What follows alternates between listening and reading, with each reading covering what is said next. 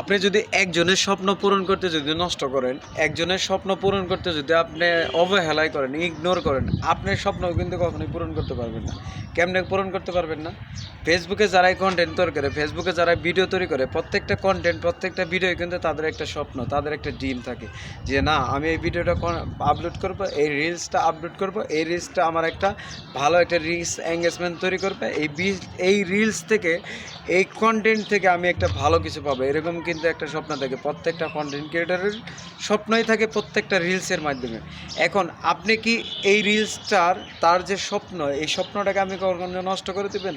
আপনি ভাবছেন যে কেমনে নষ্ট করবো, উনি তো কন্টেন্ট আপলোড করছে, উনি তো ভিডিও আপলোড করছে, ওনার স্বপ্নটা আমি কেমনে নষ্ট করবো, এটা কি কখনোই ভাবছেন?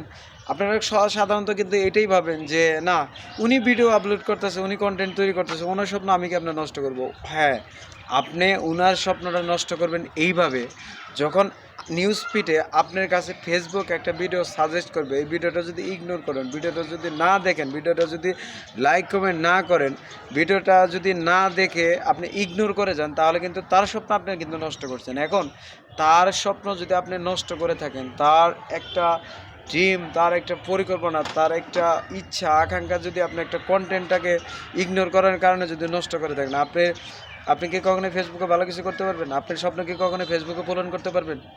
আপনি যদি আপনি যদি তার ভিডিও ইগনোর করেন, আপনার ভিডিও অন্যজনে ইগনোর করবে। কথাটা কিন্তু সেম।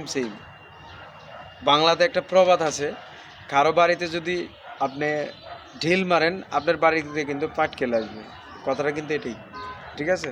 অন্যের স্বপ্নটাকে নষ্ট করেন, আপনার স্বপ্নটাকে গঠন করতে সাহায্য করেন, সবার পাশে থাকেন, সবার পাশে থেকে ভালো একটা সৌন্দর্য তৈরি করেন, ভালো একটা কমিউনিকেশন তৈরি করেন, গোট একটা পারফরমেন্স তৈরি করেন। অবশ্যই ফেসবুকের এত বড় বিশাল একটা প্ল্যাটফর্ম থেকে আমরা কখনোই জোরে যাব না। সবাই সবার সাথে যদি একটা কমিউনিকেশন থাকে, সবার সাথে যদি একটা ভালো একটা গুড উইল থাকে, আমরা কিন্তু এখান থেকে ভালো কিছু করতে পারবো।